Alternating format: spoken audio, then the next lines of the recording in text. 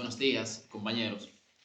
Me he motivado a hacer este pequeño video porque ustedes me han externado algunas inquietudes sobre las pruebas PISA, qué son, qué miden, cuáles conocimientos pretenden medir en los estudiantes. Y eso es bueno porque en términos educativos la prueba PISA son el estudio internacional más importante que tenemos. Y nosotros tenemos que sentirnos orgullosos de que dentro de 85 países ellos escojan a República Dominicana para medir la educación y informarnos en qué tenemos que mejorar. Yo voy a leerle un pequeño párrafo sobre qué es la prueba PISA. Este es el manual que ellos dan su taller de inducción a todos los aplicadores, a todos los técnicos del ministerio que van a trabajar en dicha prueba. Entonces, según sus propias palabras, ¿qué es prueba PISA? PISA representa el programa para la evaluación internacional de estudiantes, patrocinado por la Organización para la Cooperación y el Desarrollo Económico.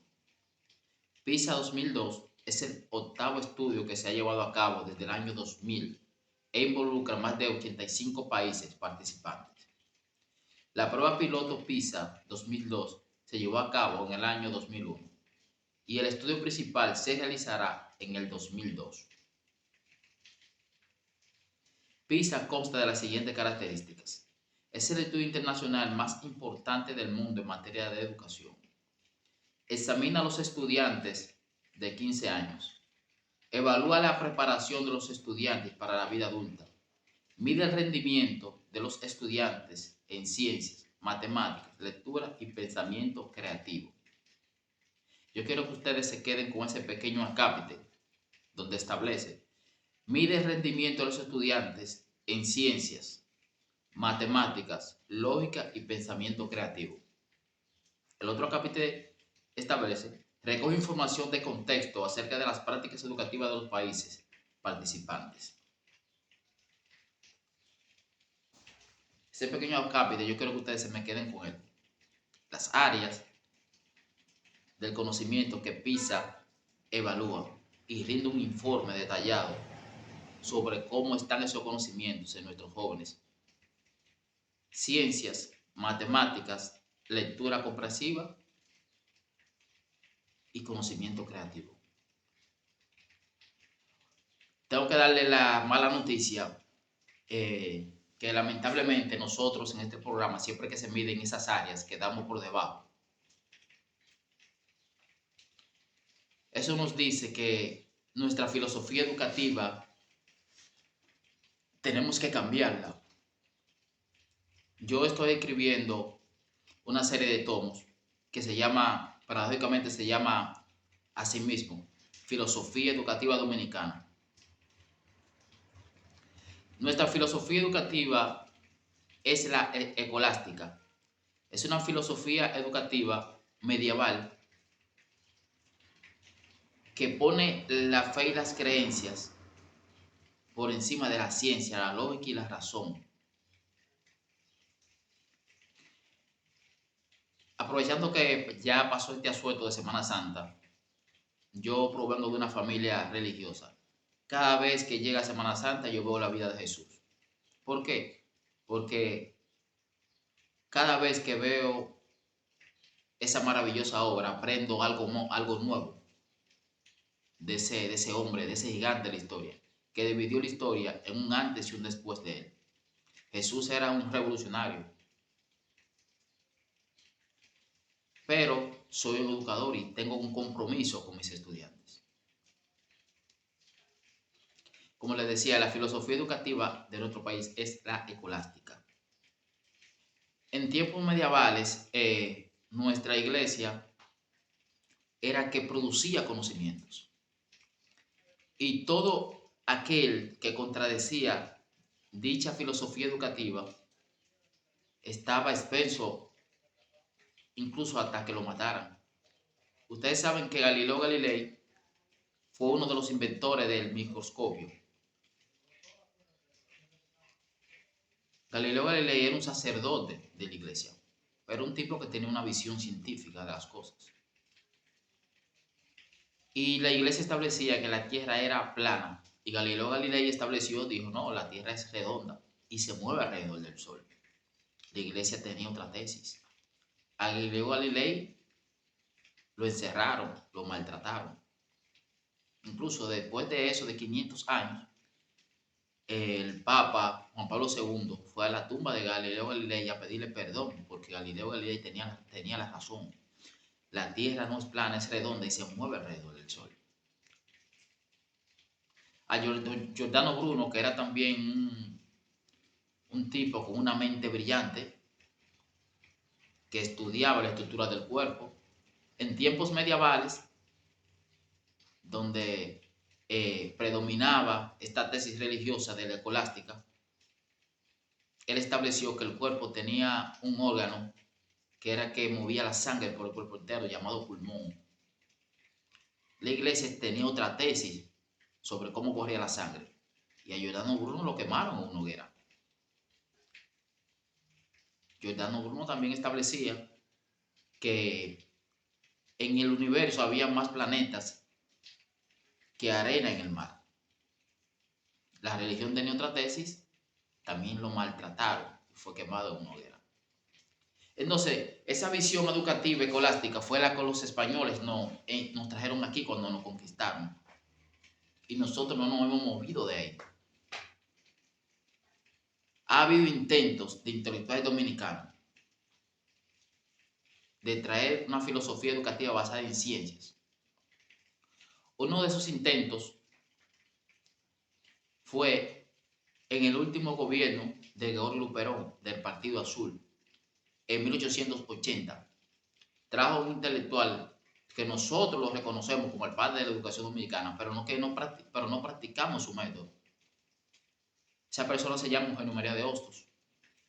Eugenio María de Hostos era un intelectual puertorriqueño que había estudiado en Francia, discípulo de Augusto Comte.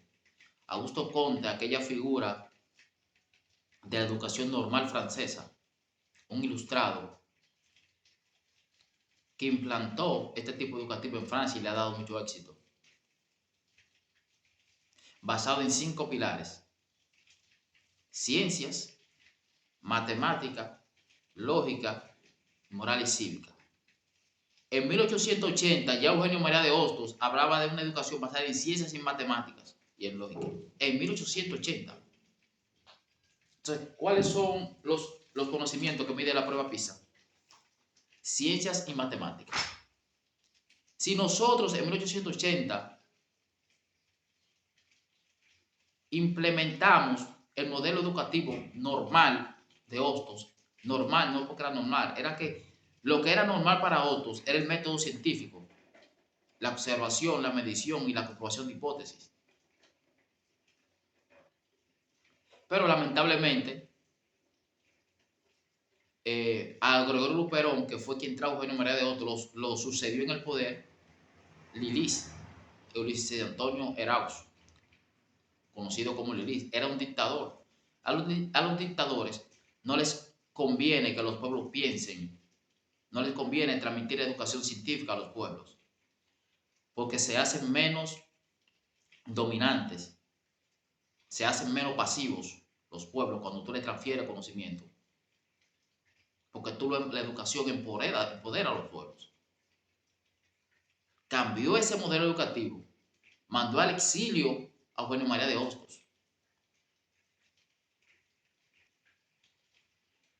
Después, en 1916,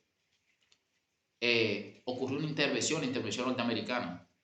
La intervención norteamericana trajo el modelo educativo que es parecido al de Hostos, donde se toma en cuenta la ciencia y la lógica en un sistema educativo para los niños.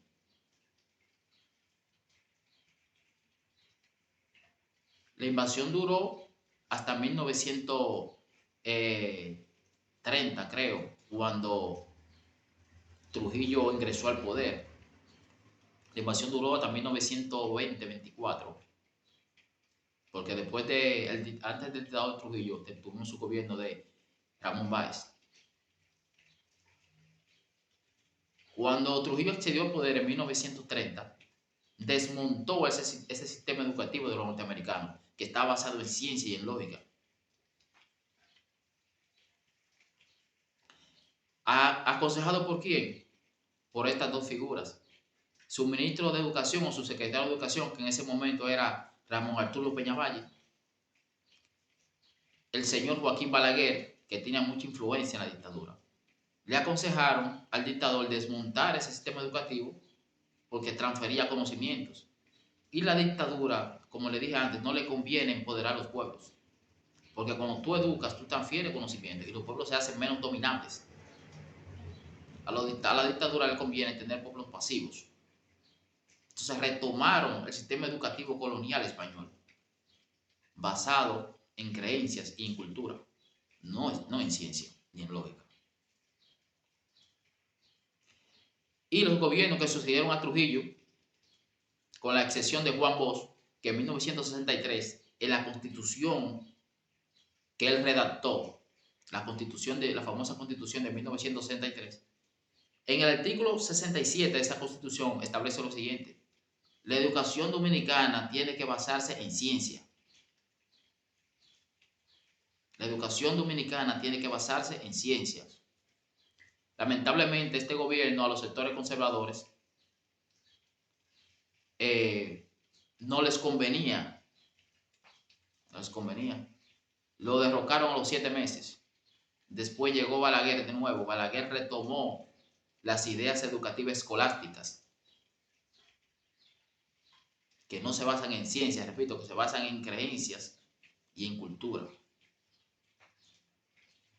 Y los discípulos de Bosch, que después llegaron al poder, le tuvieron miedo a sus sectores conservadores por temor a que le pase lo que le pasó a Juan Bosch, que lo derrocaron. No cambiaron el sistema educativo, lo dejaron igual. El resultado de todo esto, cuando se miden estos conocimientos de ciencia y matemática en estos estudios internacionales, República Dominicana queda en uno de los últimos lugares, cuidado si el último. Entonces nosotros como educadores tenemos que saber eso, que la filosofía educativa se ha agotado. Yo le voy a recomendar un intelectual, un escritor, se llama Thomas Kuhn. Él es el autor de Paradigma. En sus obras él describe cuándo un paradigma hay que cambiarlo, cuándo está agotado o cuándo hay que reestructurarlo. Ella se llama Thomas Kuhn, pueden googlearlo y buscarlo. Entonces, el sistema educativo dominicano ya ha colapsado. La filosofía educativa dominicana basada en la escolástica no está dando resultados. Un ejemplo de todo esto es, para que ustedes vean la falta de educación en ciencia que le dan a los niños y que nos dieron a nosotros también. A los niños le preguntan quién fue el primer organismo vivo unicelular. No saben decir quién fue el primer organismo vivo unicelular del universo. Eso es ciencia.